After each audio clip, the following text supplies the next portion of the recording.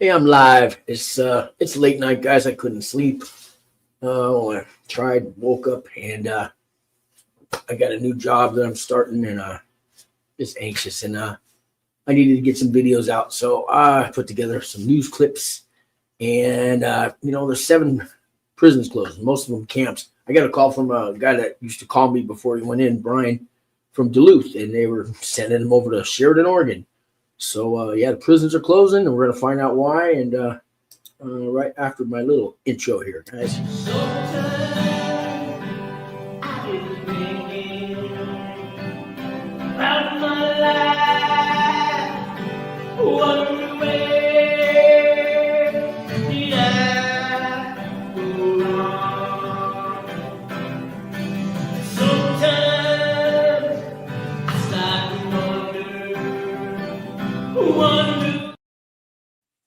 Alrighty, so we're back. Anyways, I'll get right to this one story. Well, it all started. I think the first one to close down was the one in Dublin, and first I'll start with that because that was the first one to go.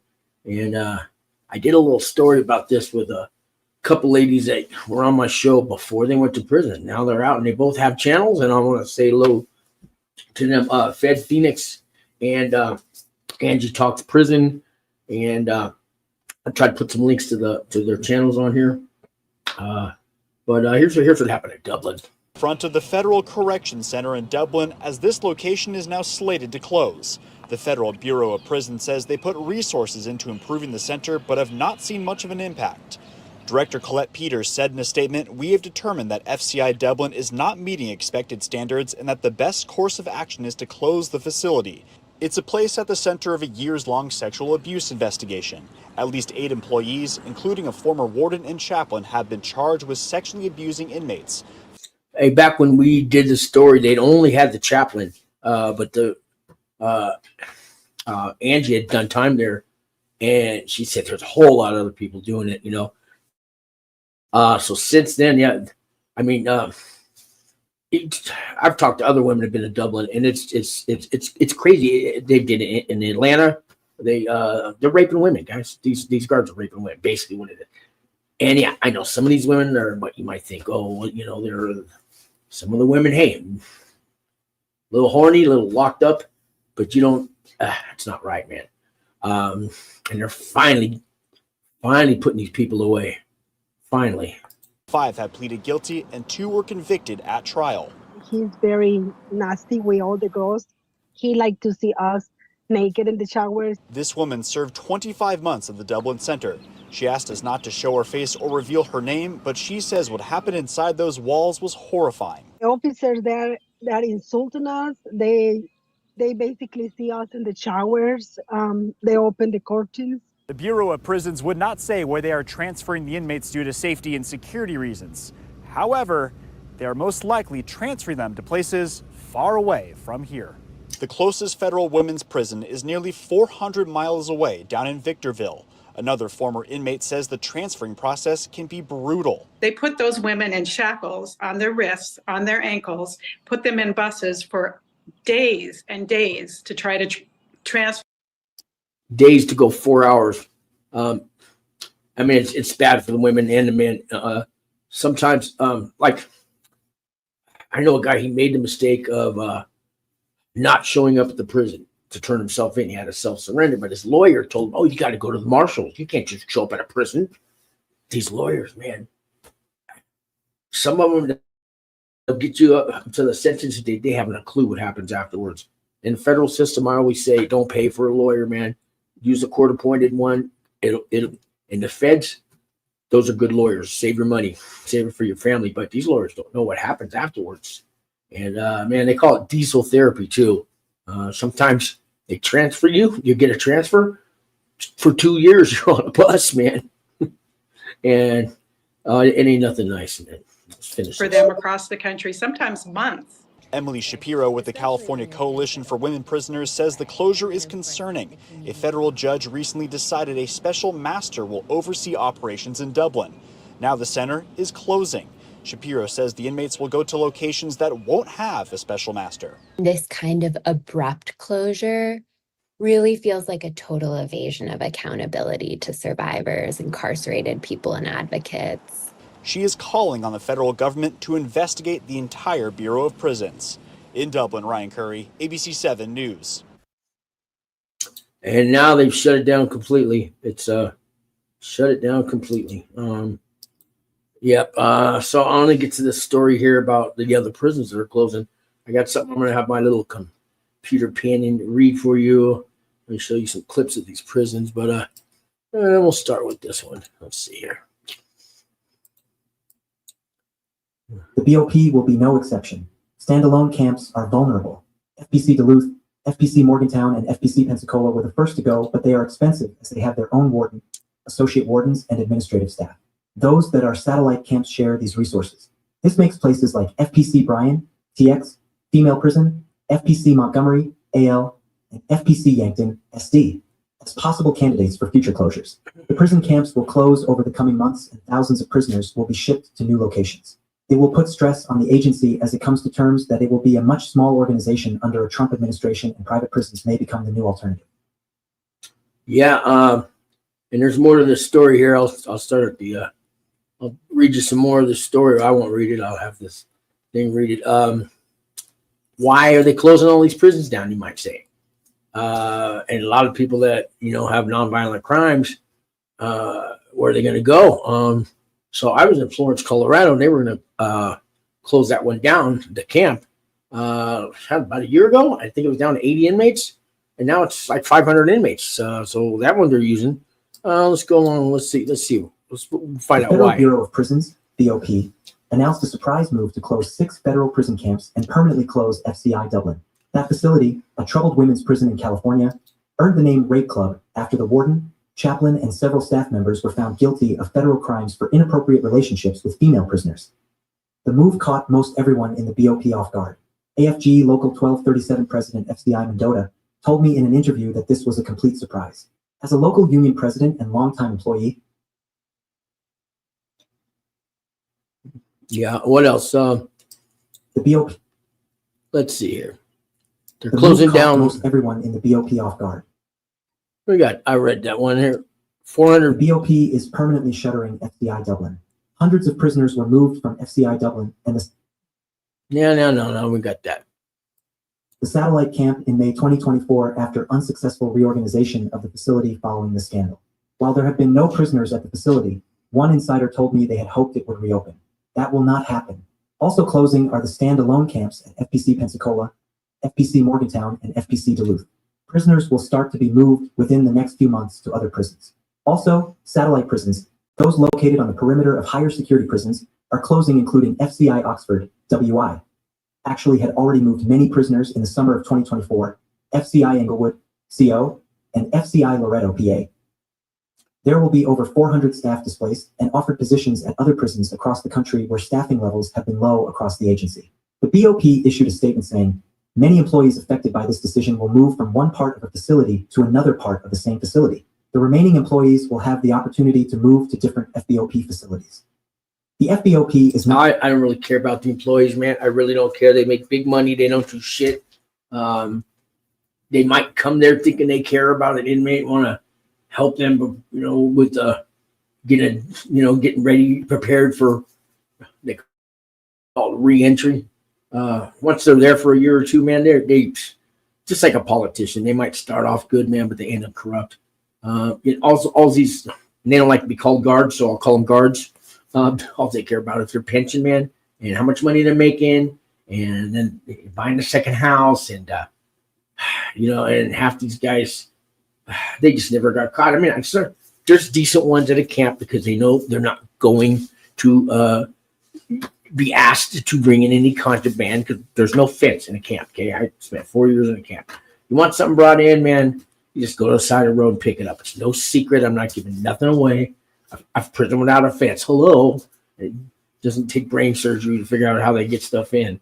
So these guards at camp know they're going home at the end of the day. They're not going to get held hostage. They're not going to get shanked. Their family's not going to get threatened. They're not going to get like, hey, you go to penitentiary and somebody inmate comes up and says, hey, your wife still work at that 7-Eleven down there on Orange Avenue?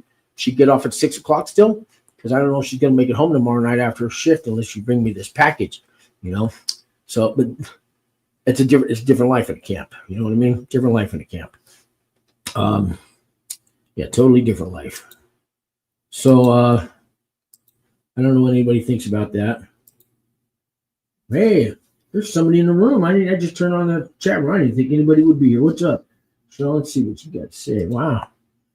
Hey, what's up? I did time with you. Oh, you did at the camp. We worked together in the kitchens, ADX. All right, man. Last day you fell to the ground. Had massive. Oh yeah, I did.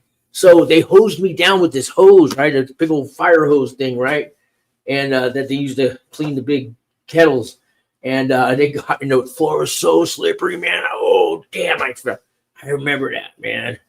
Yeah, I had a big, my knee or something was sticking out. Damn, I remember that. What's going on, man? Man, I'm just up late, man. I'm bored, and I couldn't sleep. Got restless. But yeah, I've been out 5 years, man. How you doing? Yeah. I didn't. I was just gonna make this video, and then I don't know. I didn't expect anybody to be on here, but you never know. See, I talked to a friend of mine who got back from Florence. He says that things are very different, and now he got transferred from the FPCs that was shut down. I can't get more info if you need somebody. There's a guy. I got a guy that's. I get people all the time calling me. There's a guy in there right now. He I need to get another email from him. But yeah, it's full. It's the weights are gone, all that stuff. I'm in touch with hella guys that I did time. I'm in Albuquerque now, so I went to San Francisco. I got this job here. Been out here 4 years now, so I don't know if you remember Hugo, you remember Max, you remember Larry, you remember seven or eight Red. There's a whole bunch of guys here, man. We see each other all the time. 5 years after prison, we're still hanging out, man. We go karaoke, stuff like that. We get together, man. Damn, good to hear from you, man. Yeah, I remember you, man, for sure. Wow, what a trip, man. Yeah, we worked at the Supermax, guys. So we in a federal prison, the camp is like the free labor for the other prisons. It's usually next to other prisons. They do have some standalone ones, and I imagine their jobs are going into the town and cleaning up public, areas like maybe City Hall, doing the landscaping around there and building, roads, fixing roads, potholes, all that stuff. That's what they have inmates do at camps. A lot of that stuff. Yeah, what a trip, man. What a trip. So here's a lady. I saw this. She's 2 days ago. This story happened. Got 10 years for cocaine, man. What's going on, man? Cocaine used to be, God, man. I mean, maybe you got a year or two for. And 10 years in prison for trying to smuggle several pounds of cocaine through a Laredo bridge. Yesterday, Carmen Julia Carrion Segovia was sentenced at Laredo's federal court. Court documents state she was caught in January 2024 trying to smuggle the drugs through Bridge 1 with her teenage daughter in tow. She later pled guilty in June, stating she knew other co-conspirators hid the drugs somewhere within her SUV. Segovia will serve her sentence at a federal facility. Oh, did you hear that? She's snitching. She said, well, let's run that by. Did you hear that last part? She was snitching on the other people. Spend 10 years in V. Segovia will serve her SUV. Her co-conspirators pled guilty in June, stating she knew other co-conspirators hid the drugs somewhere within her SUV. Ooh, that's dry snitching right there, man. What's going on, man? That's straight up snitching. You know what I got to say for that? Just, she's straight up dry snitching, man. Straight up dry snitching. Well, let's see. I got another story here. Let me see. Here's my other story. How about an officer that got caught? Where's that one at? I got a bunch of officers that got caught. Here's one. For a man convicted of scamming seniors on the south and west sides in a reverse mortgage scheme was sentenced today. Mark Diamond was sentenced to 205 months in prison. That's just over 17 years. Diamond was also ordered to pay $2.7 million in restitution. Prosecutors say at least 122 victims were. Well, that's not the cop, but he's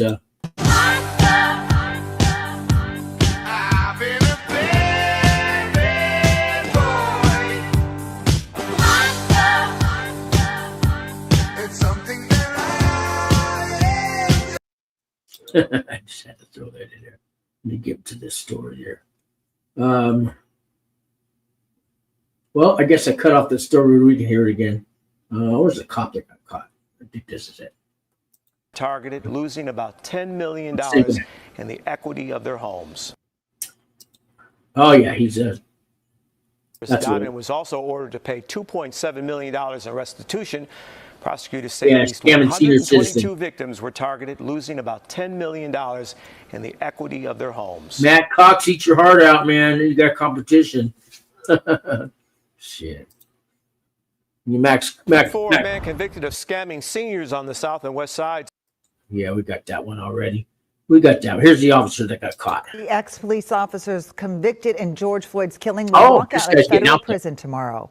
J. Alexander King spent the last 2 years behind bars on state and federal charges. King helped pin Floyd to the ground during that deadly arrest outside a South Minneapolis convenience store back in 2020. The rookie cop later pleaded guilty to a manslaughter charge. A federal jury also convicted him of violating Floyd's civil rights. Wow. So, what do you think's going to happen to him, man, huh? What do you think they're going to do to him? Well, I think they might,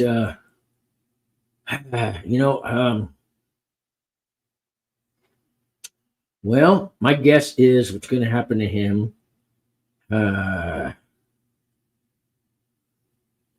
probably going to get, maybe we have a riot, maybe we have, maybe he gets shanked. Who knows? I don't know. Here's an officer. Ex-police officers convicted in George Floyd's killing will walk out of federal prison tomorrow. J. Alexander King spent the last 2 years behind bars on state. Yeah, that's what happened to him. I think this is what's going to happen to him. Kind of lost track myself. But being this, well, do you, punk?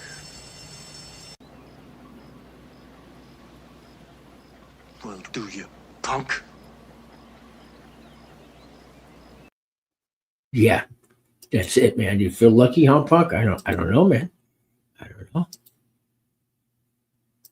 Let's see. I got another story here. Well, you know what? Here's one about them bringing drugs into prison. In July, we showed you how mail laced with synthetic drugs was getting to inmates, things like birthday cards and legal documents. The inmates tear up the paper and smoke it, leading to prison lockdowns and overdoses. Now in this WCCO investigation, Jonah Kaplan looks at the new method being used to beat the system. Holly Butt's husband, Corbin, is an inmate at Faribault Correctional. She says his life behind bars shouldn't mean living in lockdown every time another inmate overdoses on illegal drugs. Either you're in isolation in a single bunked cell, right, with no communication from anybody else, or in Faribault you're in a double bunked room where there isn't a chair for each of the people to sit in the cell. So you have to sit in your bed. However, the bunks aren't high enough that you can sit up straight. At Stillwater Correctional, inmates were locked down for nearly 2 days after an overdose last month. The responding officers themselves started feeling sick after being exposed to the drugs. 9 were sent to the hospital. I think for myself that this is an issue of supply and demand, and the solution would be reduce the demand for the drugs. The demand must still be high because offenders continue to find new ways to smuggle in what they want. So, a new evidence bag, huh? We have a few things today we'd like to show. Now it's books and magazines. One page among hundreds laced with a synthetic narcotic. John Melvin is the director of the Department of Corrections' Office of Special Investigations. This came through an intelligence-built case where we either through our resources at the facility and we were able to intercept it. I don't even see the stain. I don't even see a discoloration or anything here. That's not new. They've been. I mean.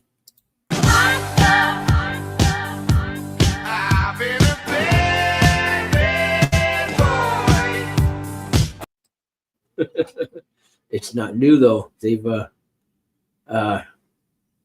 That is the very difficult thing with it, is you won't see a stain. It could actually be in the actual print. Like the ink? It could be in the ink. It's my understanding that books, magazines, they're shipped directly to prisons from Barnes & Noble, from Amazon. No one delivers them. So how does this happen then? So someone at one of the third-party vendors could be altering this into a contraband, or a loved one could take it and do it and then bring it back and have it shipped in. So we're trying to tighten up all those holes that we would call holes of introduction. Are you in contact with Amazon and visiting their warehouses? Do you talk with Barnes & Noble or other booksellers? That's something that's pretty active right now, but we will be looking at finding out ways that we could reduce this. The newly discovered contraband comes only a few months after the Minnesota Department of Corrections introduced new protocols to... It's not new, man. It's not new. Let me fucking tell you something. Let me tell you something. I've been around since fucking 1988. You know what I mean? It's not new. It's not new. Green and scanned paper mail to slow down drug smuggling. It was working. New data from the DOC shows the number of drug incidents and hospitalizations were down since June. But then Stillwater happened. That the most significant event when it comes to how it affected corrections officers? Yes, that we've seen so far. Melvin said it's likely the drugs used that day in Stillwater were smuggled in before the new mail. I'm just throwing in the see the story. This stuff comes in such small doses that are very strong. It takes a while to use it up. To counter the book and magazine threat, prison officials told WCCO Investigates they're considering options to basically scan everything, or maybe even bring in tablets. If we don't have the paper, it's pretty hard to smoke a digital image. You know what I mean? Loved ones like Holly Bott, though, aren't all on board, especially since her husband relies on books for learning. But she's hoping for the best. The people they are in there is who they will be when they're released. Don't go to prison no more. To improve your don't come to prison no more. It just makes That's sense what they told me. to me. In Minneapolis, Jonah Kaplan, WCCO News. Don't come to prison no more. Don't come to prison no more, man. You know, I mean, come on, man. Are you fucking kidding me? What the fuck? You know what I'm saying? Shit. Don't come to prison no more. All right. I got some more stories here. Let's see. I think this is the one about the cop. An employee convicted for staging a hoax explosion on campus will spend a year in prison.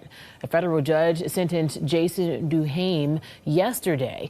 In September 2022, the man called 911 saying a package exploded in his lab, but an investigation found that he actually faked his injuries, and the case that he said detonated wasn't even damaged. They also found a copy of a threat letter that he claimed was in the exploding case on his computer. Wow. You know what I mean? Yeah. I don't know about that guy. Let's see. Let's check out this next story. In San Leandro City Hall with more on this. Jesse? Guys, the councilman was not at City Hall today, and his only comment so far has been, I haven't done anything wrong. Now, it is important to note, he has not been charged with a crime. He has not been indicted. However, we wanted to know more about this FBI raid, what agents possibly could have been looking for, and so we went to his home for answers. A day after FBI agents raided his home, San Leandro District 2 Councilman Brian Azevedo wasn't home, but was on the phone with his wife. The news people are here now.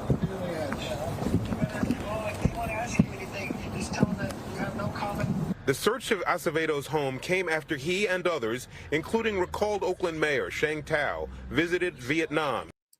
Gotta get away from here. You know what I mean? Federal agents raided Tao's home last summer while she was still in office in connection to corruption and influence peddling by David Duong. It is going to be politically damaging. The biggest problem is the perception that the public will develop that because there was an FBI raid, And long before there would even be potential charges, they may come to believe that he's somehow involved in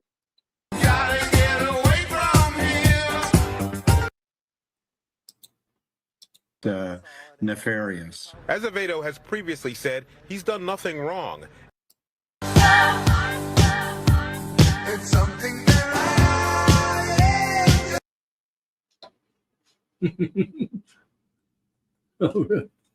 I did put it on there, right? Oh, well. Situations say this could be a case of an act of kindness being misconstrued. San Leandro's mayor I've been a bad, bad boy. It's something that